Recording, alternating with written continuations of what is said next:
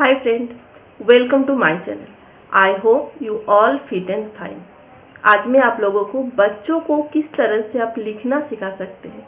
शुरुआत में बच्चों को लिखने में बहुत प्रॉब्लम होता है।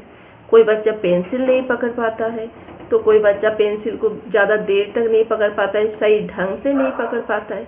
ये सब आपको बच्चा जब लिखना सीखता है, आपका 3 साल के बाद से ज़्यादातर बच्चा लिखना सीखता है, लेकिन आपको इसका प्रैक्टिस, उसको लिखने के लिए उसको तैयार करना आपको बहुत पहले से ही करना होगा।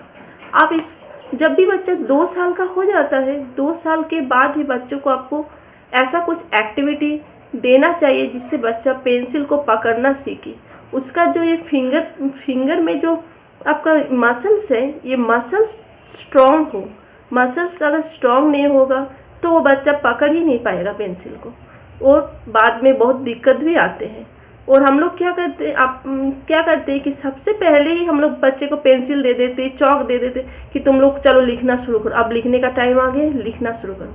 लेकिन ऐसा करने से बच्चा सही ढंग से लिखना नहीं सीखेगा, बहुत देर बाद सीखेगा। अगर आप स्टेप बाय स्टेप बच्चा को सिखाइएगा तो बच्चा ऑटोमेटिकली आप खुद ब खुद सब कुछ सीख जाएगा। ज़्यादातर पेरेंट्स क्या करते हैं कि बच्चे को पेंसिल पकड़ा देते हैं कि चलो अब लिखना शुरू करो, लेकिन ऐसा करने से बच्चा लिखने में उसको दिक्कत आएगा। इसीलिए आप लोगों को हम बताना चाहते हैं कि सबसे पहले जब बच्चा 2 साल का हो जाए तो तब भी आप उसको डो से खिलाइए। अगर आप प्ले डो एक्टिविटी करवाते हैं तो बच्चा का ये मसल्स स्ट्रांग हो जाएगा, फिंगरप्रिंट्स मसल स्ट्रांग हो जाएगा, फिंगर अच्छे से काम करेगा, बच्चे अच्छे से सब कुछ पकड़ पाएगा। इसमें आपको एक ऐसा डो आता है, ये देखिए, दिखाई दे रहा है आपको, ये देखिए। आप अगर ऐसे डो देकर अगर आप बच्चे को बस ऐसे ही डो को आप क्या कीजिएगा, बच्चे को ऐसे ऐसे जो डो होता है, डो को बच्चे को इस तरह से, हम लोग जब बचपन में क्या करते थे, इस तरह से स्नेक बनाते थे, या कुछ भी स्नेक बनाइए, या इसको छोटा छोटा करके तोड़ के उसको बोलिए राउंड एंड राउंड बॉल बनाओ। या अगर आपके पास अगर डो नहीं है तो हम लोग के घर में तो हमेशा ही हर रोज़ तो रोटी बनता ही है, तो रोटी का जो आटा का लेची होता है वो आप लोग दे दीजिए, बच्चा उससे थोड़ी देर खेलेगा। ये वाला खेलना बच्चे के लिए बहुत इम्पोर्टेंट है, तो आप वो वाला दे दीजिए, हर रोज़ उसको थोड़ा थोड़ा करके दे दीजिए कि चलो बेटा इससे आज थोड़ा स्नेक बनाते हैं या कुछ शेप बना लेते हैं, कुछ भी उससे खेलिए। तो बच्चे का muscle strong, fingerprint muscle strong हो जाएगा, बच्चे पेंसिल पकड़ना इजीली सीख जाएगा। सबसे पहले आपको डो देना है। अब सेकंड है पेपर टेयरिंग एक्टिविटी। अगर आप बच्चे को पेपर टेयरिंग एक्टिविटी देते हैं तो उससे भी बच्चे को फिंगर बहुत अच्छा काम करता है।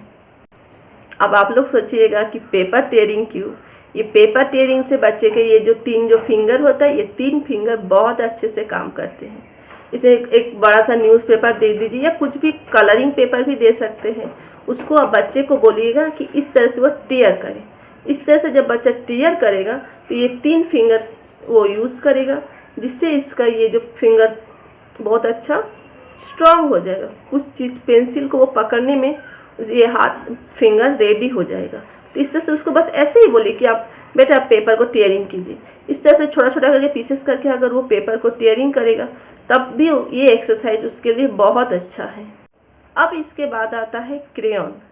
बच्चे को क्रेयॉन दीजिए या चौक दीजिए। चौक भी मोटा होता है, ये क्रेयॉन चौक ये मोटा होता है तो बच्चे को पकड़ने में ईजी होता है।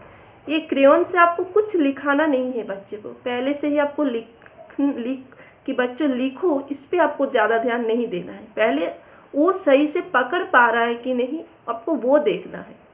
आप बच्चे को क्रेयॉन या चौक दे दीजिए, बस ऐसे स्क्रबल करें, कोई ज़रूरत नहीं है उसको लिखने का।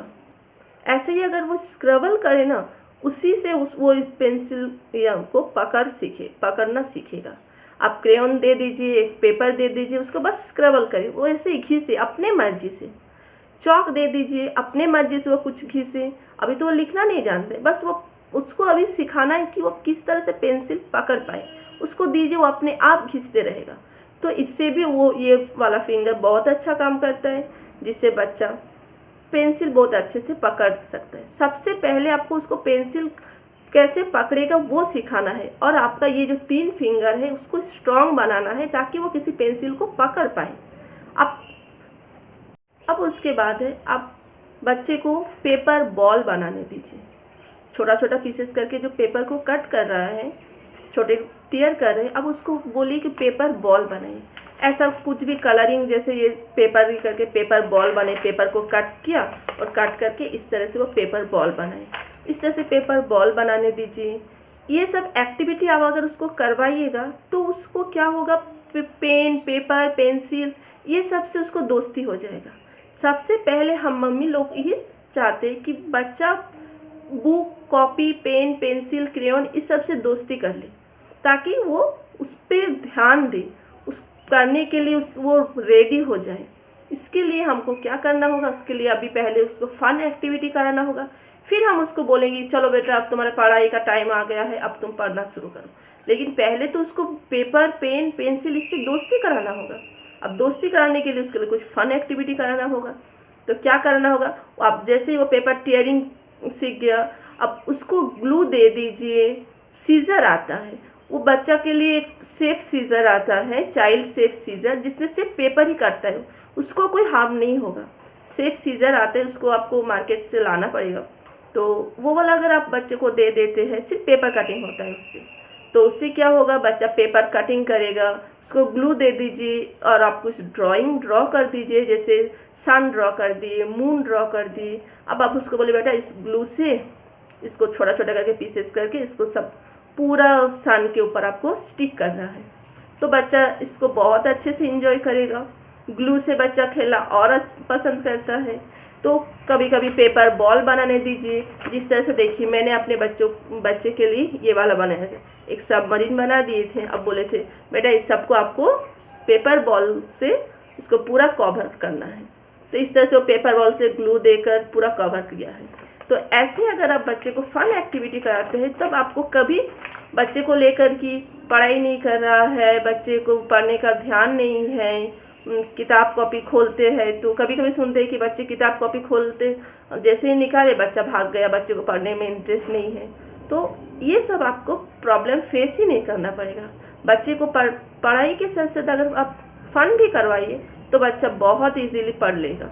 अब ये सब हो जाने के बाद आपको अभी भी जल्दी से आपको पेन या पेंसिल देने की कोई ज़रूरत नहीं है। आपको क्या करना है, एक थाली लेना है। थाली में थोड़ा सा सूजी या कभी चावल या कभी दाल ये सब दीजिए। अब उसमें आप बच्चे को इंडेक्स फिंगर से उसको ड्रॉ करने दीजिए। ये वाला एक्टिविटी बच्चा को बहुत पसंद आएगा और हर एक बच्चे को पसंद आता है। अब क्या कीजिएगा, थाली में पतला करके सूजी या चावल या दाल कुछ भी दे दी। अब उसको आप ड्रॉ करवाइए कि देखो बेटा अब तुम सर्कल सर्कल करो इसको। बच्चा और थाली में सर्कल सर्कल करेगा। या फिर आप स्टैंडिंग लाइन दे दी कि बेटा चलो स्टैंडिंग लाइन करो, या फिर स्लीपिंग लाइन करो। ये सब अगर आप बच्चे को दीजिए तो उससे भी उसका ये फिंगर बहुत अच्छा वर्क करेगा। प्लस आप बच्चे के दिमाग में ये बैठेगा कि किस तरह से सर्कल होगा, ऐसा करने से सर्कल होगा, ऐसा करने से स्टैंडिंग लाइन होगा, ऐसा करने से स्लीपिंग लाइन होगा। इससे बच्चे के दिमाग पे बहुत असर पड़ता है। बच्चे ये सीख जाता है कि इसका नाम ये है, ये वाला सर्कल होता है। आप सर्कल कीजिए, फिर धीरे धीरे उसको एक फ्लावर आप खुद ही कीजिए। वो बस देखेगा, देखते ही तो वो खुद अपने मर्जी से भी अब वो भी फिंगर चलाना शुरू करेगा। तो इससे भी उसको इसके दिमाग में बैठ जाएगा कि ये सब एक फन एक्टिविटी है, ये सब मुझे करना है। अब ये सब धीरे धीरे करते करते उसके दिमाग में बैठ जाएगा कि ये वाला सर्कल है। जब आप कभी उसको क्रेयॉन दीजिएगा तो वो खुद ही आपका कॉपी में सर्कल ड्राइंग कर देगा।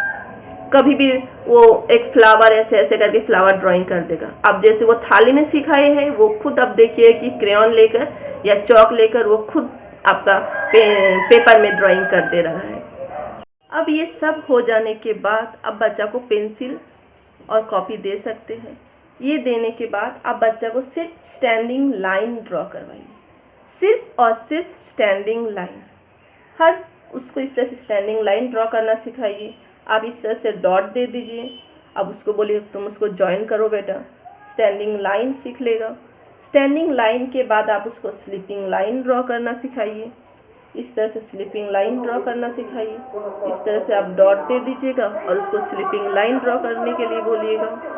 अब उसके बाद स्लैटिंग लाइन ड्रॉ करना सिखाइएगा। इस तरह से स्लैटिंग लाइन ड्रॉ करना सिखाइएगा।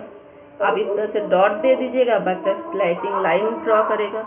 स्लैटिंग लाइन में आप right to left, left to right, इस तरह से आप ड्रॉ करना सिखाइएगा। इसके बाद आप कर्व ड्रॉ करना सिखाइएगा। कर्व, यू पैटर्न, इस तरह से up and down, down to up, left to right, right to left, इस तरह से आप ड्रॉ करना सीखेंगे। कभी भी आप स्टार्टिंग से ए बी सी ऐसा बच्चा को मत सिखाइए। सबसे पहले जिस लेटर में आपका स्टैंडिंग लाइन और स्लीपिंग लाइन है वो सब दीजिएगा। जिस लेटर में स्टैंडिंग लाइन और स्लीपिंग लाइन है सबसे पहले वही सब लेटर आप उसको सिखाइए। जैसे कि आप उसको सबसे पहले आई ड्रॉ करना सिखाइएगा, standing line then sleeping line. फिर आप उसको ई ड्राइंग करना सिखाइएगा। फिर आप उसको एफ ड्राइंग करना सिखाइएगा, एच ड्रॉ करना सिखाइएगा। ये सब इस तरह सब पहले उसको स्टार्टिंग करवाइए। उसके बाद जैसे वो कर्व इजीली सीख जाएगा, स्लैटिंग लाइन सीख जाएगा, फिर आप उसको ए बी सी ये सब लिखाइए।